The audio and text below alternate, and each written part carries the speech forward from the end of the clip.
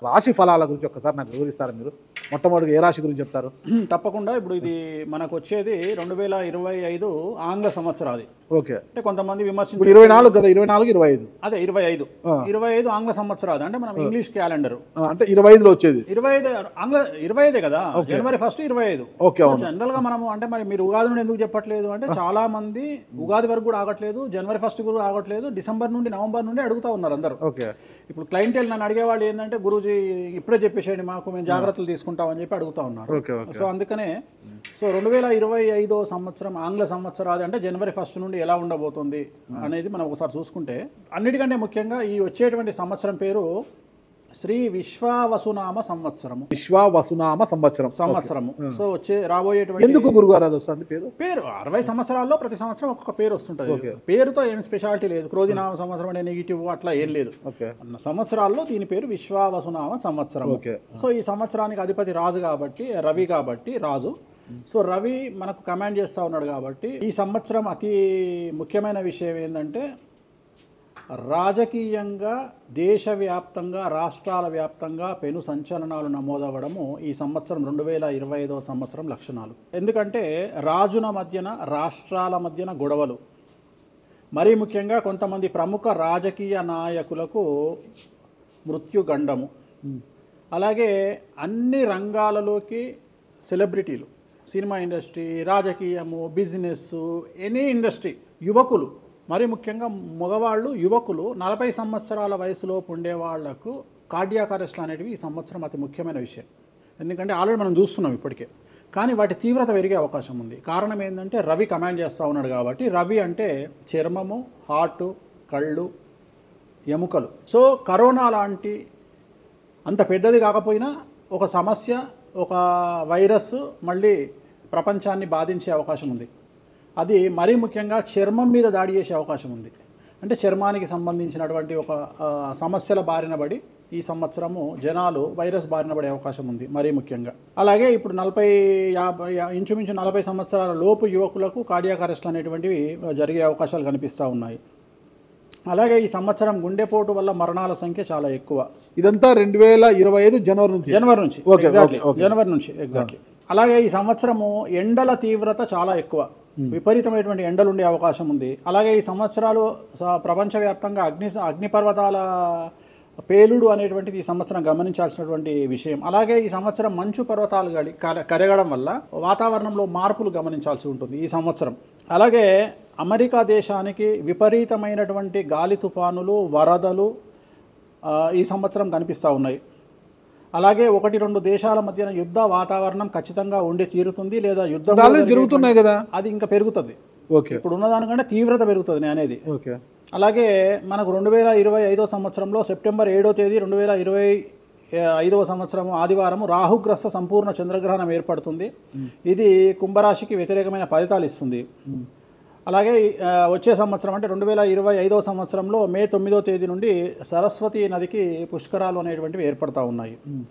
ఈ సంవత్సరము రాజకీయ నాయకులకు సంబంధించి మరీ ముఖ్యంగా ఇందాక మనం మాట్లాడుకున్నట్టుగా పవన్ కళ్యాణ్ గారికి ఏలినాటి శని వెళ్ళిపోతుంది. అలాగే లోకేష్ గారి జాతకరీత్యా, పవన్ కళ్యాణ్ గారి జాతకరీత్యా విపరీత రాజయోగం అనేటువంటిది కనిపిస్తూ ఉంది. జగన్మోహన్ రెడ్డి గారికి లేదా రాజయోగం వల్ల? ఇప్పుడు లేదు, ఈ సంవత్సరం లేదు. అంటే 2025 సంవత్సరంలో లేదు. 29 కన్నా ఉందా? అది మన తర్వాత మాట్లాడుకుంటాం. ఓకే. 25లో మాత్రము నేను అనేది ఏంటంటే ఇప్పుడున్న స్థాయి కంటే వీళ్ళిద్దరికి ఇంకా పై స్థాయికి వెళ్లే అవకాశం ఉంది, లోకేష్ బాబు గానీ పవన్ కళ్యాణ్ గారు కానీ. అదే నాకు అర్థం కావడం, వాళ్ళిద్దరు మంత్రులే, నాకు అర్థం కాదు. ఇంకా ఇప్పుడు ఉన్నటువంటి పదవుల కంటే కూడా గొప్ప పదవులను వీరు పొందేటువంటి అవకాశాలు కనిపిస్తున్నాయి. రాజ్యసభ తీసుకుని కేంద్రానికి వెళ్తారా? కేంద్ర మంత్రులు వెళ్తారా? కేంద్ర మంత్రులు వెళ్తారా? పెద్దదే కదా, కేంద్ర మంత్రి అనేది పెద్దది కదా. సో అది ప్రభాస్ గారి జాతకంలో చాలా అనుకూలమైనటువంటి ఫలితాలు, శుభవార్తలు వినేటువంటి అవకాశాలు కనిపిస్తా ఉన్నాయి. వివాహం అవుతుందా చెప్పలేము, ఎందుకంటే తులారాశి కాబట్టి వివాహం కావచ్చు. సో ఫ్యాన్స్ కి ఇది పండగనే, పెద్ద పండగనే. ఓకే. సో ఇది ఓవరాల్ గా ఇంకా బేసిక్ డీటెయిల్స్, అంటే ఓవరాల్ 2025లో ఎలా ఉంటుంది. సో ఇప్పుడు మనం రాశుల గురించి కనుక తీసుకున్నట్లయితే, సో 6వ రాశి కన్యారాశి. కన్యారాశి వారికి 2025లో ఆదాయం 14, వ్యయం 2, రాజపూజ్యం 6, అవమానం 6. వీరికి చాలా చాలా అనుకూలంగా ఉండబోతోంది. ఆరోగ్య లాభము, ధనలాభము, బంధుమిత్ర లాభము, నూతన గృహలాభము లేదా భూలాభము, అన్ని రంగాల వారికి జీవనం చాలా చాలా బాగుంటుంది. న్యాయవాద వృత్తిలో ఉండేవారికి, ప్రభుత్వ ఉద్యోగంలో ఉండేవారికి ప్రమోషన్ లాంటివి కనిపిస్తున్నాయి. విద్యార్థులకు విదేశీ యానము, విదేశాల్లో చదువుకునే విద్యార్థులకు ఉద్యోగ అవకాశాలు గోచరిస్తూ ఉన్నాయి. మరీ ముఖ్యంగా వ్యాపారస్తులకు విశేషించి లాభదాయకంగా ఉండబోతోంది. అలాగే పెళ్లి కానటువంటి అమ్మాయిలకు ఈ సంవత్సరం ఖచ్చితంగా వివాహ యోగ సూచనలు గోచరిస్తూ ఉన్నాయి. అలాగే సంతానం లేని వారికి సంతాన యోగం, ఉద్యోగ యోగం కనిపిస్తూ ఉంది. ఈ సంవత్సరం గోచరిస్తూ ఉన్నాయి. ఎలా తీసుకున్నా ఈ సంవత్సరం కన్యారాశి జాతకులకు పూర్తి స్థాయిలో అన్ని రంగాల వారికి అనుకూలమైన ఫలితాలు ఉండబోతున్నాయి. అన్ని రంగాలలో ఉండే వారికి మరియు ముఖ్యంగా రైతులు, వ్యాపారస్తులు, ఉద్యోగస్తులు, విద్యార్థులు, స్త్రీలు అందరికీ కూడా ఈ సంవత్సరం అనుకూలమైనటువంటి ఫలితాలు కన్యారాశి జాతకులకు ఉండబోతున్నాయి. వీరికి ఎటువంటి దోష నివారణలు అవసరం లేదు. ప్రకారం ఇలా ఉంటుందని మీరు రాశారా, లేకపోతే వాళ్ళ డేట్ ఆఫ్ బర్త్ ప్రకారం? నక్షత్రం బట్టి, నక్షత్రాలు వాళ్ళకి అర్థమైపోతుంది వాళ్ళ నక్షత్రాన్ని బట్టి. అశ్విని నక్షత్రం మేషరాశి, భరణి నక్షత్రం మేషరాశి, పుష్యమి నక్షత్రం కర్కాటక రాశి. మీ రాశి నా రాశి ఒకటే. నా రాశి ఏదో నాకు తెలియదు గురుగారు. మీది వృశ్చిక రాశి. మీది అదేనా? మరి ఎలా గురుగారు ఈ మధ్యన బాగానే ఉందంటారు? మనకు బాగుంది. ఇంకా మన రచ్చనే, ఇంకా రచ్చనే రచ్చనే. ఇక ఎట్లా రచ్చ? ఇంత వివాదాలు అవుతున్నాయి, ఏం కథ అసలు? ఇంకా లైఫ్ అన్నప్పుడు ఇప్పుడు రేవంత్ రెడ్డి ఉన్నాడు. రేవంత్ రెడ్డి ఎన్ని కష్టాలు అనుభవిస్తే సీఎం అయినాడు అంటే ఇక కష్టం తర్వాత సుఖం రెడీగా ఉంటుంది. ఓకే, ఇప్పుడు కష్టపడ్డారు కాబట్టి మీకు సుఖం ఉంది అంటారు. మీకు కాదు, మళ్ళీ మీకు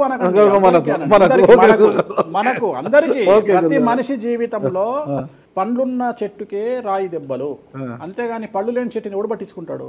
పళ్ళు ఉంటేనే దాన్ని రాయి చేస్తారు. అట్లనే మనం కూడా అంతే అండి. వేణుస్వామి అంటే పూజలకు పెట్టింది పేరు.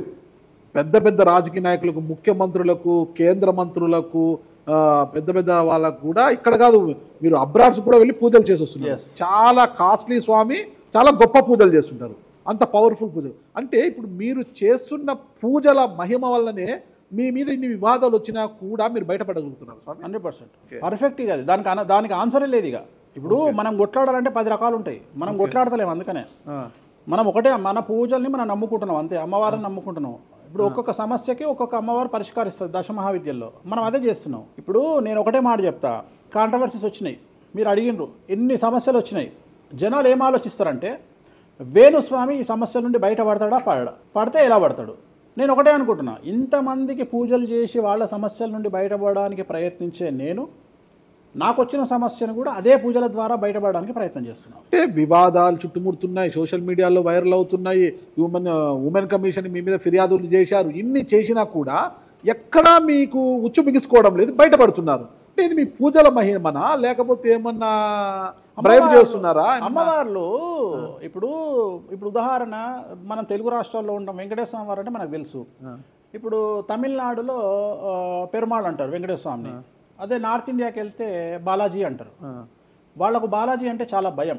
అలాగే మన రాష్ట్రంలో మనకు తెలిసిన వాళ్ళకి కామాఖ్యలో ఉండే అమ్మవారు అంటే భయం. కానీ తెలియని వాడికి భయం ఉండకపోవచ్చు, వాడి ఇష్టం వచ్చినట్టు కామెంట్ చేయొచ్చు అమ్మవారు. చాలా మందికి మీరంటే భయం అనుకుంటా. అంటే మనం చేసే పూజల వల్ల ఉండొచ్చు. ఓకే, నేను అనేది ఏంటంటే, నేను చేసే అదే ఇందాక మనం మాట్లాడుకున్నప్పుడు అదే చెప్తున్నా, వామాచారంలో పూజలు చేయాలంటే భయపడతారు. కారణం ఏమిటి అంటే ఖచ్చితంగా మందును ముట్టుకోవాలి, నాన్ వెజ్ను ముట్టుకోవాలి. దానికి వీళ్ళు చేసే పూజలు అడ్డుపడతాయి. అంటే వీళ్ళు సమాజంలో భయపడతారు కాబట్టి వీళ్ళు వాటి జోలికి పోరు. తాంత్రిక పూజలు లాగా ఉంటాయి మీరు చేసే. తాంత్రిక తంత్ర మార్గం అంటారు దాన్ని. శ్రీకాళహస్తిలో కాదు శ్రీకాళహస్తిలో రావుకేతు పూజ చేయించుకున్నారు కదా, తాంత్రిక పూజలే. అది నిమ్మకాయ పెడితే తంత్రమే, గుర్తుపెట్టుకోండి. నిమ్మకాయ ఎక్కడ పెట్టినా తంత్రమే. మిమ్మల్ని కాపాడుతోంది మీరు చేస్తున్న పూజల మహిమే. అంతే అంతే అంతే, వాళ్ళే చూసుకుంటారు. నేను అనే పాయింట్ ఏంటంటే, నేను ఒకటే చెప్తున్నానండి, తప్పు చేస్తే నన్ను అమ్మవారు సర్వనాశనం చేస్తుంది. అమ్మవారిని విమర్శిస్తే వాళ్ళ సంగతి అమ్మవారు చూసుకుంటది. అంతేనా? అంతే. ఇక నాకు అవసరం, నేను కొట్లాడను చెయ్యను, నాకు అనవసరం, నాకు లొల్లే వద్దు. నాకు నేను దేవుళ్ళని నమ్ముకున్నా, నా పని అదే. నాకు హిమాచల్ ప్రదేశ్ కామాఖ్య కాకపోతే, బాగాలముఖి కాకపోతే, తారాపీఠ పోతే, ఇప్పుడు మన తారాపీఠ పోయి వచ్చిన. చాలా మందికి తెలియదు, తారాపీఠ అని కలకత్తా నుండి 300 కిలోమీటర్లు ఉంటుంది. మీరు కావాలంటే గూగుల్ చేయొచ్చు. తారాపీఠ అని అమ్మవారు అండి. ప్రతిరోజు శ్మశానంలో ఉంటుంది అమ్మవారు, ఒరిజినల్ శ్మశానంలో ఉంటుంది. ప్రతిరోజు అమ్మవారికి ప్రసాదం అంటే డెడ్ బాడీ దహనం అయినాకనే అమ్మవారికి నైవేద్యం పెడతారు. అంత పెద్ద ప్రసిద్ధమైనటువంటి దేవాలయం. అమ్మవారు శివుడికి పాలిస్తూ ఉంటుంది, తారాపీఠ అంటారు దాన్ని. శ్మశానంలో ఉంటుంది. ఆమె జనరల్గా ఎవరైనా సరే ఎందుకు పూజ చేస్తారు ఆమె అంటే జీవితంలో మనం వెళ్తూ ఉన్న సందర్భంలో సడన్గా స్టక్ అయినామనుకోండి బౌన్స్ బ్యాక్ అవ్వడానికి పనిచేస్తుంది. అంటే ఉదాహరణ ఒక ముఖ్యమంత్రి స్థాయి వ్యక్తి ఓడిపోయినప్పుడు, ఒక మంత్రి పోయినప్పుడు, ఒక ఐఏఎస్ సడన్గా తన జాబ్లో డిస్టర్బెన్స్ వచ్చినప్పుడు, ఐపీఎస్ డిస్టర్బెన్స్ వచ్చినప్పుడు ఈ పూజ కనుక అమ్మవారిని దర్శించుకుంటే ఒక్కసారి మళ్ళీ వాళ్ళు బౌన్స్ బ్యాక్ అవుతారు. అంటే బిగ్ బ్యాంగ్ థియరీ అనేది అక్కడ పనిచేస్తుంది. మనం మళ్ళీ ఒకసారి బౌన్స్ బ్యాక్ అయ్యి ముందుకు దూకడానికి అమ్మవారు పనిచేస్తుంది. నేను సజెస్ట్ చేస్తుంటా చాలామందికి వ్యాపారంలో స్టక్ అయినప్పుడు, లేకపోతే ఉద్యోగంలో స్టక్ అయినప్పుడు, అట్లా స్టక్ అయినప్పుడు అయితే మీ తారాపీఠ వెళ్ళి దర్శనం చేయించుకోండి. అక్కడ దర్శనమే, పూజలు ఉండవు, జస్ట్ దర్శనమే. అమ్మవారికి పోయి దండం పెట్టుకొని వస్తే చాలు, ఒక్కసారి మళ్ళీ వాళ్ళు బౌన్స్ బ్యాక్ అవుతారు. ఒక పాయింట్కి నాకు ఆన్సర్ చెప్పి ముగించేసా, చాలా కాలాతీతమైంది. చివరికి ఇరికిస్తున్నారా ఇది? లేదు ఏం లేదు. ఇప్పుడు ఏపీలో అంటే గత ప్రభుత్వ హయాంలో వైసీపీ హయాంలో వీళ్ళ మీద కేసులు పెట్టారు. ఇప్పుడు వీళ్ళ అధికారం వీళ్ళ మీద కేసులు పెడుతున్నారు కదా. ఈ కేసుల పరంపర ఇలా కొనసాగి జగన్మోహన్ రెడ్డి గారు జైలుకి వెళ్ళే అవకాశం ఉంది. వచ్చే సంవత్సరం మే 9వ తేదీ వరకు అవకాశం ఉంది, దాటితే లేదు. ఇది ఓవరాల్గా వేణుస్వామి గారు ఇచ్చారు. మీకు ఏదైనా అనుమానాలు ఉన్నా డైరెక్ట్గా వేణుస్వామి గారికి ఫోన్ చేయండి, మీ అనుమానాలను నివృత్తి చేసుకోండి. థ్యాంక్ యూ గురుగారు, నమస్తే. ఓకే, ఓం నమో వెంకటేశాయ.